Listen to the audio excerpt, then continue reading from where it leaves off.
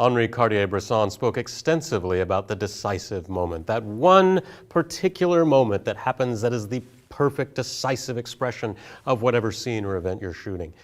Because he was a genius, he was often able to fire his camera at that perfect decisive moment. For the rest of us, there's continuous mode.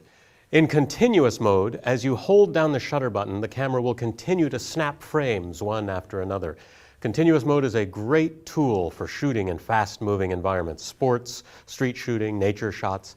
But it can also be ideal for portraiture, when a person's face is making lots of tiny, subtle changes, and you're not sure which is the ideal expression. However, you cannot use continuous mode indefinitely. That is, you can't just hold down the button and expect the camera to always keep shooting. When you take a picture, the camera has to move a lot of data around and do a lot of computation. You can take pictures faster than your camera can get them written to the media card, so your camera has a memory buffer that can hold a certain number of pictures. As you shoot, your images can be quickly thrown into that buffer. Then the camera can start the process of copying images from the buffer to the memory card while you continue to snap away. If the buffer fills, then your camera will cease to be able to take pictures, and you'll have to wait for it to empty out before you can start shooting again. I set continuous mode by changing the release mode, which I can do in my info edit screen. It's this one right here. By default, it's set to S, which is single shot. I can see that I'm in release mode menu here. Press OK to bring up my options. The second one down is continuous. Now there are some other options down here: self-timer, delayed remote, quick response, quiet shutter release. We're going to look at those in other movies. Right now what we're interested in is continuous mode. Hit OK to take that, and then back to my shooting mode. And now I'm ready to go. As long as I hold the button down, I will shoot, usually around up to 4 frames per second. I say up to because as the camera's buffer fills up, your shooting rate will go down. Now the buffer is that number over on the right side inside your viewfinder. When you're not shooting, it shows you the number of frames remaining.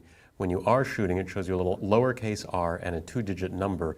That 2-digit number is how many shots you can continue to take at full speed. When it gets down to 0, the camera will need to take time to dump images out to the card, and you'll see the light right here light up. And then as it's getting images out, that number will start to go back up, and slowly your shooting speed will come back up to normal speed. Your buffer is going to be larger working with JPEG images because they don't take up as much memory as RAW files. And how quickly it takes them to get out to the card is going to depend on the speed of your card. If you've got a Class 6 card, which is the bare minimum recommended for shooting video using the camera's video mode, then you have a very speedy card and you shouldn't have to worry about images going out to the buffer. If you have a slower card, you may more regularly hit a delay. When you're done, you'll probably want to turn shooting mode back to single shot mode, just so that you don't accidentally rifle off more shots than you need and take up more space than you want to.